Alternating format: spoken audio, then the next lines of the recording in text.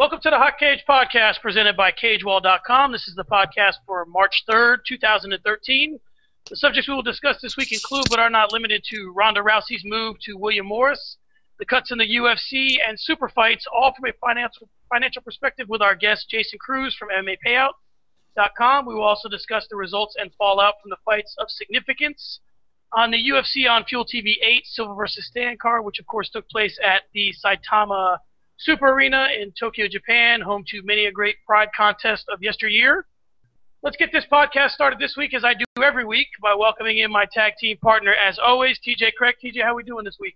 Man, I'm doing great. We saw some good fights this weekend. We got some news coming up. Man, I'm super excited to have Jason on the show. So let's get at it. It's super exciting to have Jason on the show again. Like he's from. Let's give Jason a formal introduction. We'll jump into the flurry by welcoming our guest this week. He is the prolific writer from MMAPayout.com, and you can follow him on Twitter at MMAPayout or at the one and only Jason Cruz. Jason, how are you doing? I'm doing great. Fantastic. Thanks for having me on, guys. No problem. It's our pleasure. So let's get right into it, Jason. My first question that I would like to pose to you is about Ronda Rousey, and she is obviously the one of, if not the brightest star in the UFC right now, and I just want to get your perspective on what you think her signing with William Morris. What your thoughts on that are? It definitely gives her a ton of options. Obviously, she is a hot commodity right now, and William Morris probably wanted her as much as Ronda Rousey's representatives probably wanted them. It gives her mainstream options to seek out a movie if she wants to, or definitely commercials or sponsorships that are in the mainstream, meaning more money for her. Yeah, and saying that, I think you're right. It gives her a lot more options. Now, in saying that, will they have anything to do with UFC negotiations? I think it will, in a sense that she will. The fact that she has options to do what's rumored, she was offered a role in the Hunger Games.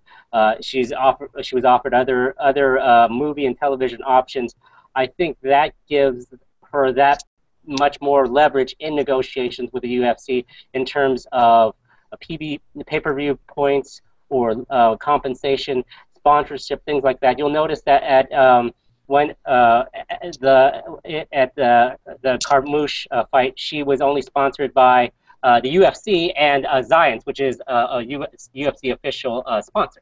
So there's definitely options that she's holding out for. So, and if you remember, John Jones, when he fought Rashad Evans, he was sponsored by the UFC, and lo and behold, a couple months later, he comes out with a Nike sponsorship. So there's definitely options out there for her, and with the William Morris agency out there, there's definitely mainstream Hollywood contacts that she could get.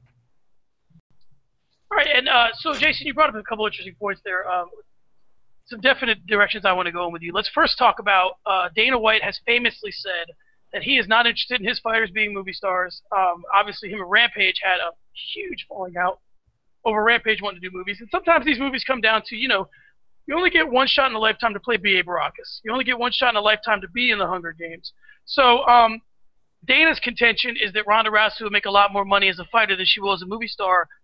Last time I checked, movie stars make more money than fighters do, Jason. So how close is Dana to being near the center of the bullseye with that, or is he just kind of in negotiating ploy? I think the short answer is it's up to Dana. If Ronda's going to make more money than in the movies than she more money as a fighter than she will in the movies. So it's obvious that she can make more money in the movies doing television, whereas Dana's whole point is that there's such a small window for her to become the fighter that she can be, and that's what Dana is trying to point out. Obviously, one of the things about when you become a movie star, not a fighter anymore, is you realize that you don't have to make money by getting hit in the face.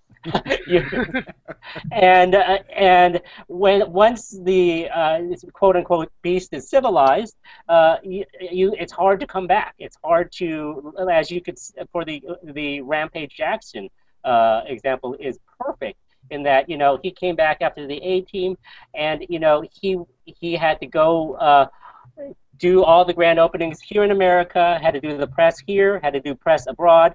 That puts you out of training, that puts you out of the fight circles, and it's hard to come back. I mean, I know Rampage had a suspect work ethic as it was, but when he came back from the A team, it was less than that. So that's what White fears when or if Rousey decides to turn toward Hollywood. It's interesting you say that, and I just want to talk about one other thing you said before we get onto the UFC cuts, and TJ, I'll talk to you about that. Well, first off, it's funny that the way you talked about Rampage, because TJ and I have two classifications for Rampage. It's pre-A team and post-A team, because he's pretty much a different fighter, you know, in the both. Like you said, not a great work ethic before the A team, but it certainly didn't help. My other question is now, with Junior Dos Santos, Anderson Silva, and John Jones all having deals with Nike, do you think that Ronda Rousey becomes a very large commodity in terms of the shoe companies, because there is a really sought-after dollar for women's apparel and shoes? They really haven't been. There's never really been a mainstream woman who sells shoes. So does Ronda Rousey now, in her profile, become that woman who could be a Michael Jordan or you know, someone who can really move a lot of product for one of these companies, and then she becomes, you know, really like a tipping point for them? I definitely think so. I think women's fitness is a hot commodity, and you touched on it definitely right there. She could be the poster child, quote unquote, for a Nike or a Lululemon Athletic, the yoga athletic company that is good with with women's yoga pants and things like that. Or Under Armour or something like that, something of that sort. You could definitely envision her being that person for fitness, and not just, you know, for women that want to fight, but just women who want to be athletes.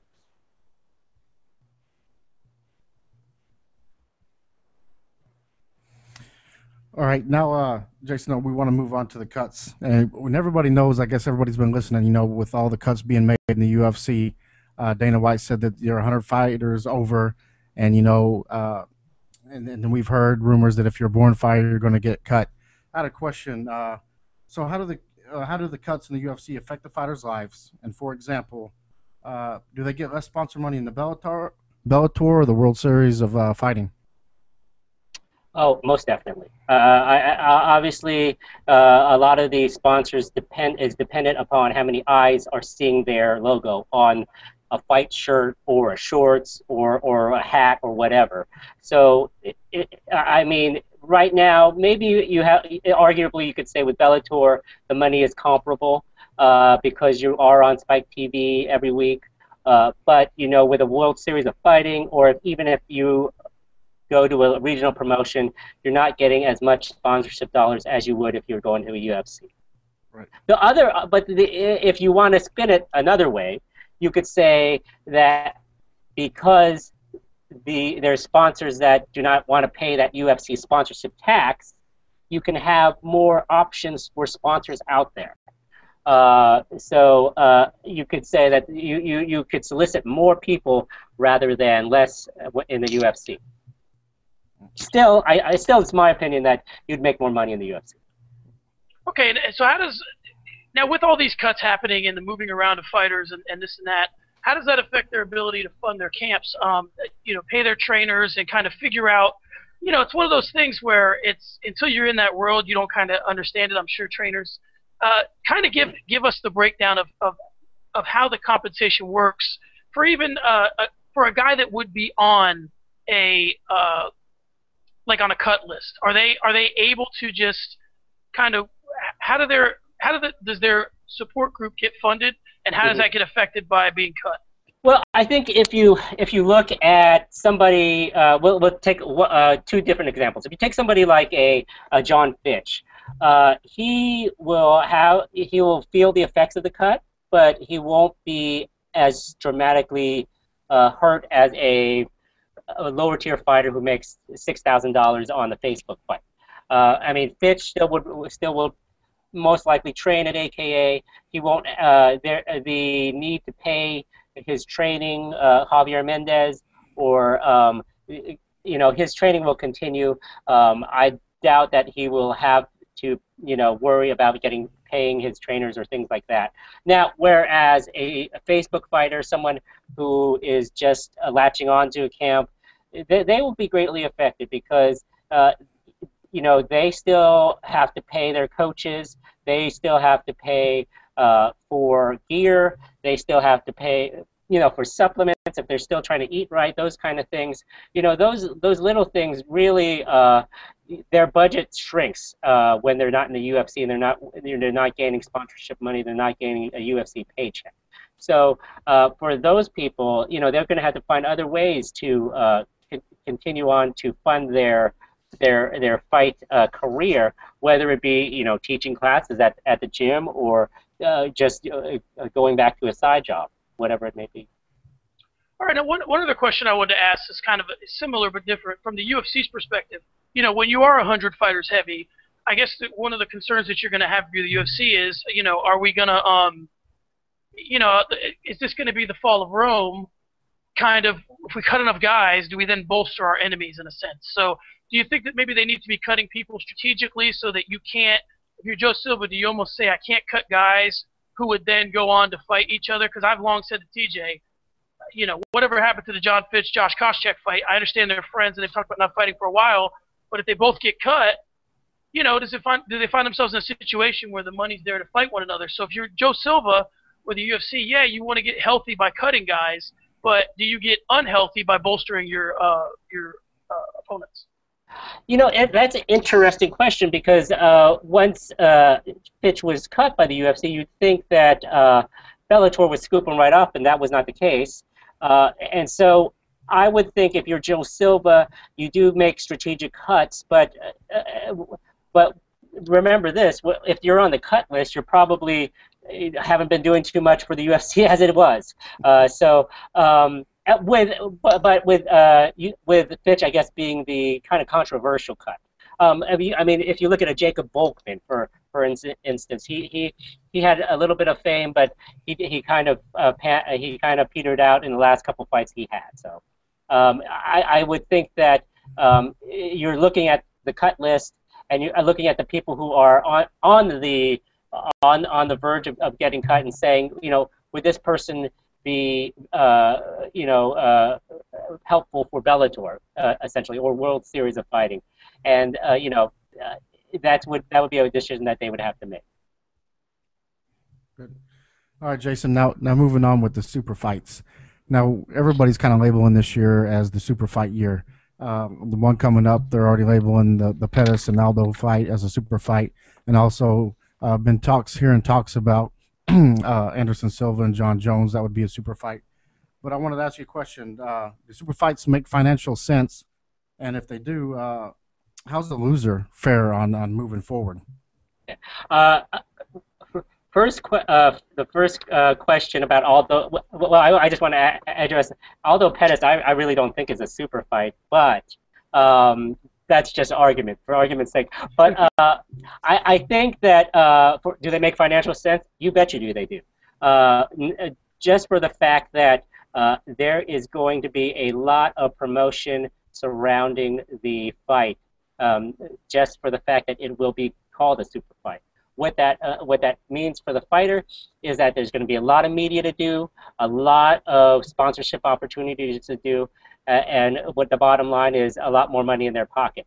Obviously, if it's a super fight, they're going to be headlining the pay-per-view, meaning it's most likely that they're going to get pay-per-view upside. They're going to get points for every buy that is written into their contract, either like $1 per dollar thing, whatever it is in their contract. But the exposure that they'll have will be great. And so when you talk about the loser, we're only talking really about maybe Jones, Silva, GSP, Aldo, or Pettis. And I would say, like I said, I don't know about Aldo Pettis being a super fight. Only on that list, Pettis would be the only person I could see taking a step back, even if they lost. Um, if realistically, if John Jones loses, there's still going to be a hefty amount of people wanting to see John Jones fight again. Same thing with Anderson Silva. Same thing with GSP. I think one thing would be the matter of how the fight ends. Say you got Jones and Silva in Madison Square Garden this November. Silva kicks him in the face. He goes out like Vitor Belfort.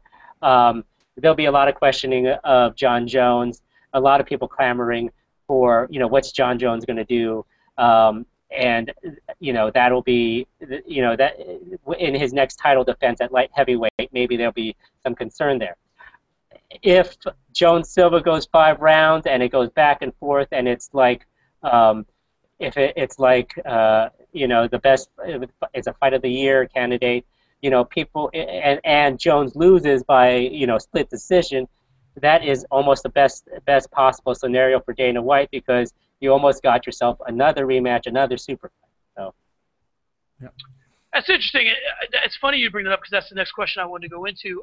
So I guess, GSP is the guy who really, like, again, John Jones has a lot of cachet.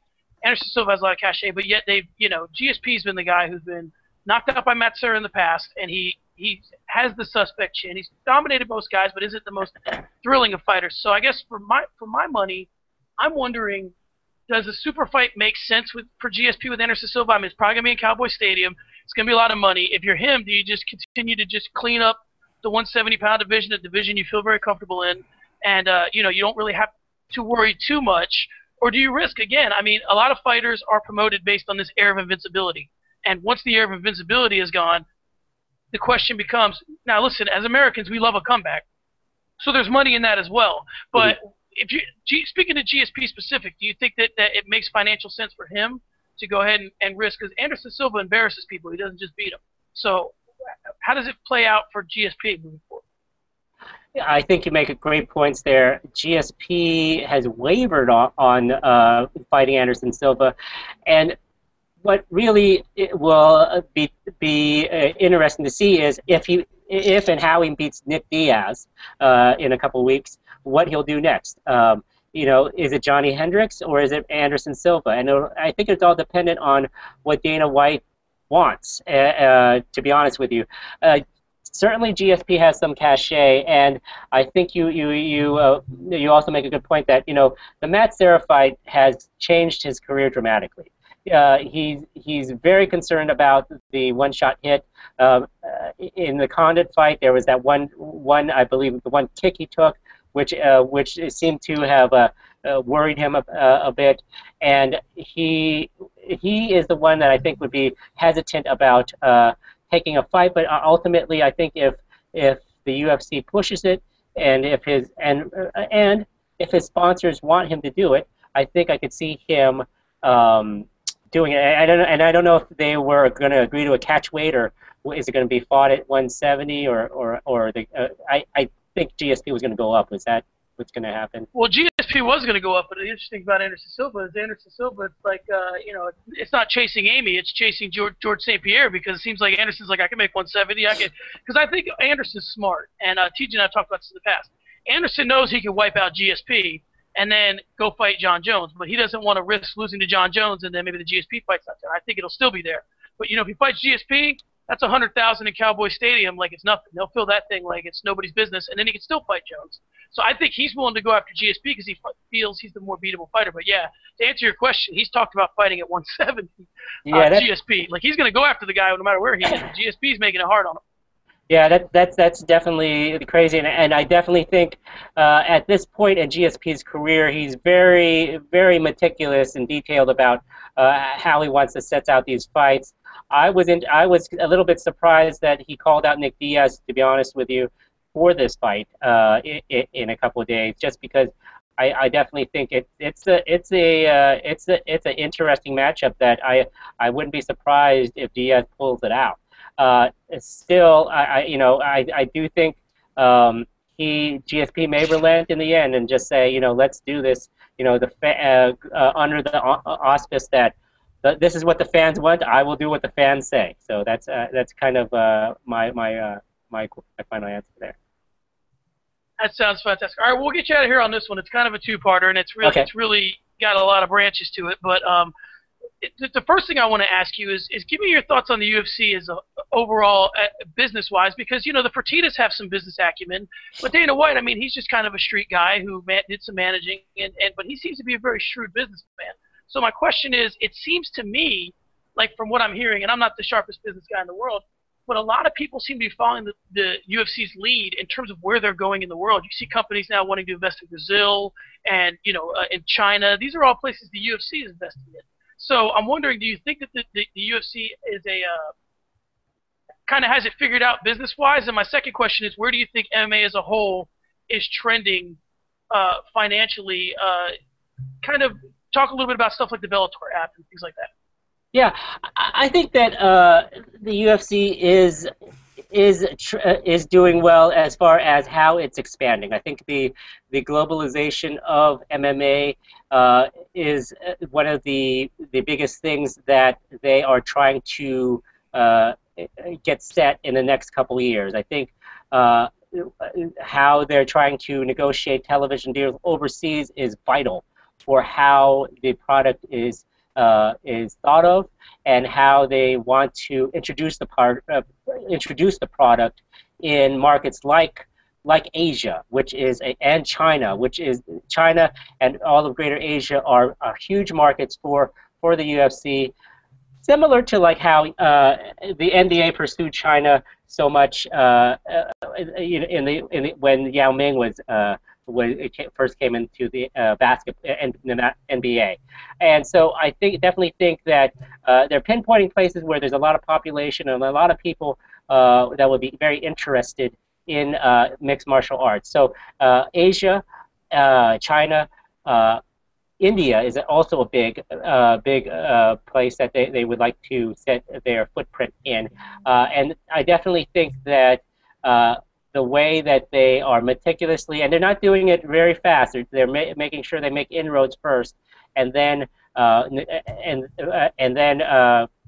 get the product out there. So this past November, when they were in Macau, they didn't want to do a show right in mainstream Japan. They wanted to do it in an area that was a little more progressive in terms of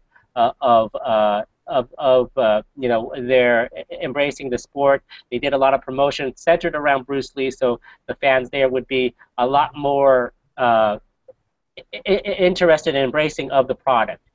They had Kung Lee on that fight on the main card, even though he's a 40-plus fighter, and so they're doing it right. They know what they're doing.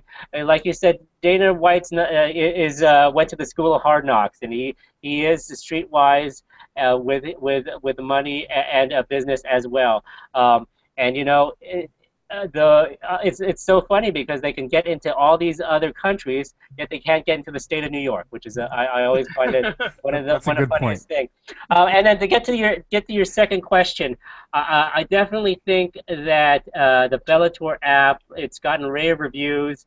It's been reviewed a ton, and I don't think they were all by Bjorn Rebney. So I think.